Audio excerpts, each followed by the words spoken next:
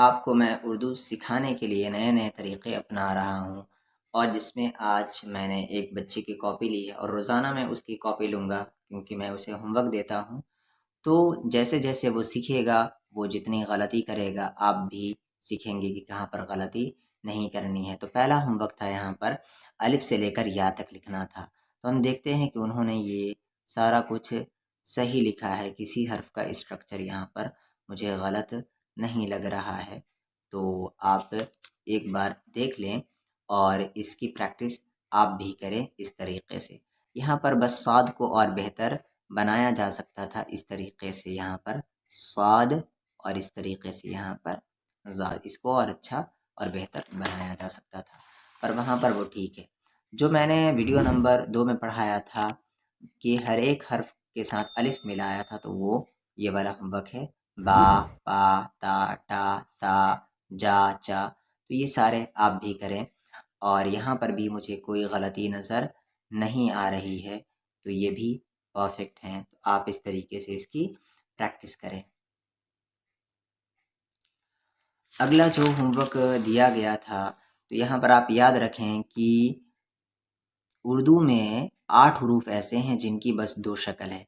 एक बा, दूसरा है पा, तीसरा है ता, फिर टा, फिर सा, फिर नून और एक ई वाली या और एक ए वाली या।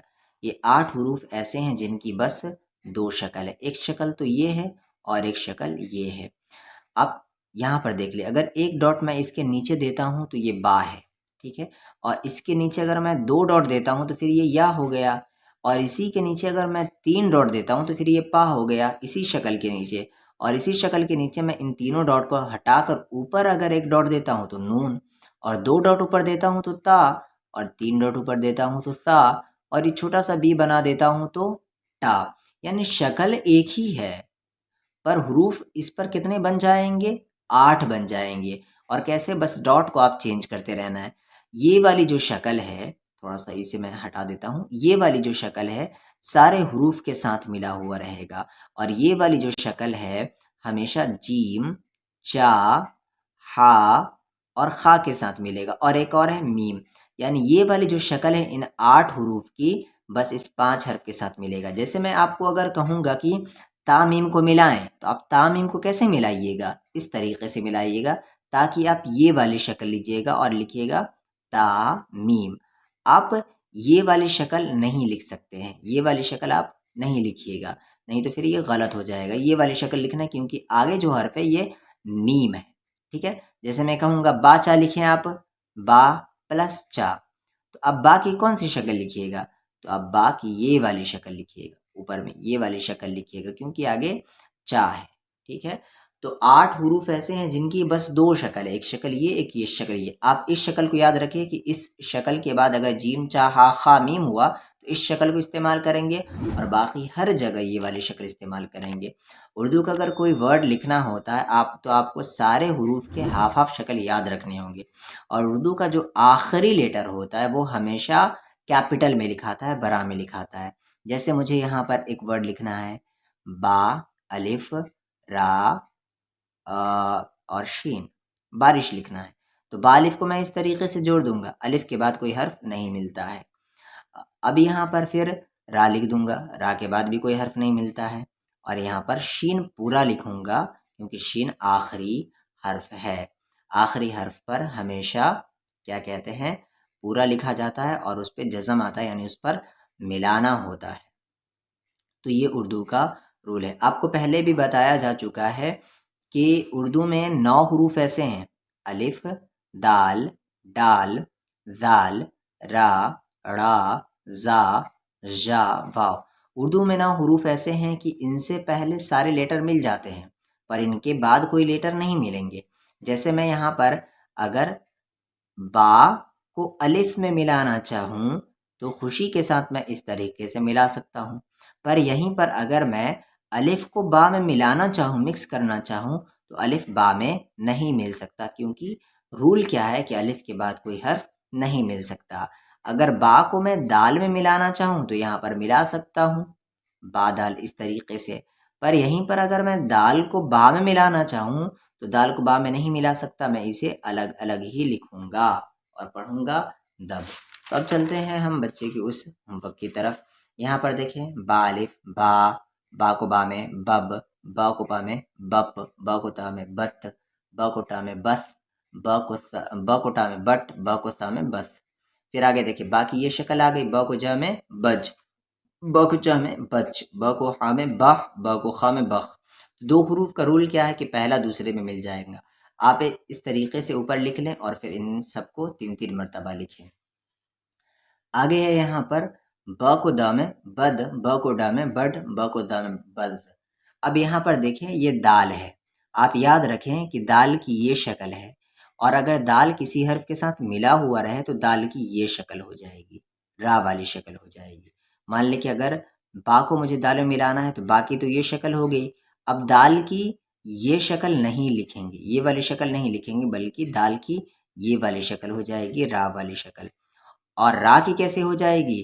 रा अगर अकेले रहा तो रा की ये शक्ल होगी, और अगर वो किसी हर्फ के साथ मिला रहा तो ये शक्ल होगा रा का, जो कि आगे है ये शक्ल होगा। ठीक है, ये वाली शक्ल में रा होगी। रा अकेले रहा तो रा इस शक्ल में, और किसी हर्फ के साथ मिला रहा तो इस शक्ल में। तो यहाँ पर ये दाल है, बद, बड, बज। आगे बर, देखिए रा की ये शक्ल आई है। क्यों ये शक्ल आई है? क्योंकि ये किसी हर्फ के साथ मिला हुआ है। बर, बड़, बज, बज, ये जा है, बज।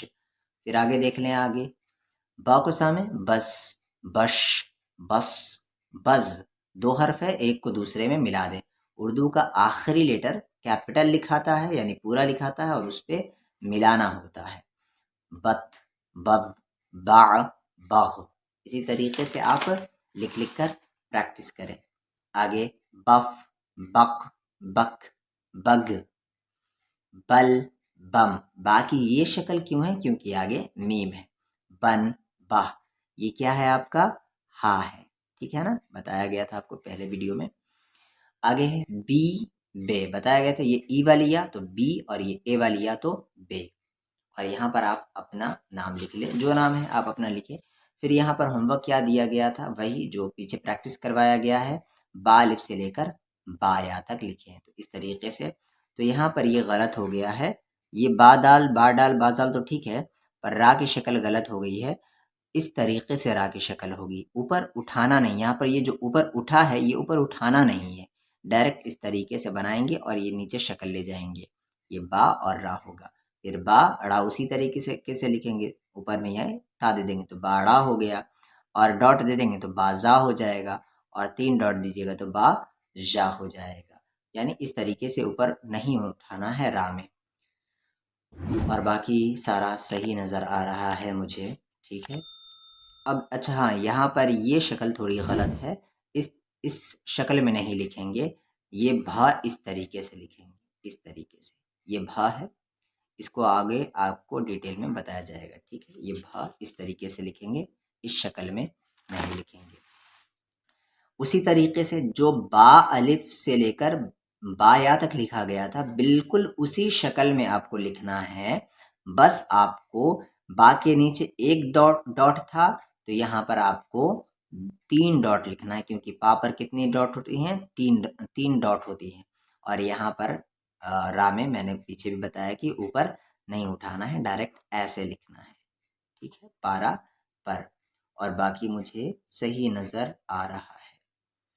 अच्छा, यहाँ पर ये पा मीम इस तरीके से स्लैंडिंग लाइन का शक्ल दे दें, डायरेक्ट इस तरीके से। ठीक है, ये थोड़ा सा ऊपर उठाना भी नहीं है, बिल्कुल स्लैंडिंग लाइन वाला शक्ल दे दे, पा मीम। क्यों ये शक्ल आ रहा है? क्योंकि आगे मीम है। आगे देखिए, यहाँ पर ता की भी वही शक्ल है, और यहाँ पर भी मुझे सारा सही नज़र आ रहा है। बस ये रा का मिस्टेक हो रहा है कि रा में ऊपर नहीं उठाना है, ता और ये रा। ठीक है, और यहाँ पर ये सही बनाया गया है। फिर आगे लिखते हैं, आप इसको पढ़ के पूरा प्रैक्टिस करें। टा, टब, टप, टट, टट, टट, टस, ये पूरा पढ़ के प्रैक्टिस करें, तो आपको ज़्यादा आसानी होगी लिखने में, और ज़्यादा प्रैक्टिस करना होगा, तब जाकर परफेक्शन आएगा। यहाँ पर भी रा टारा इस तरीके से लिखाएगा। ठीक है, और बाकी सब चीज़ सही है। फिर इसी तरीके से सा की भी वही शक्ल है जो कि बाकी, पाकी, ताकी, टाकी है।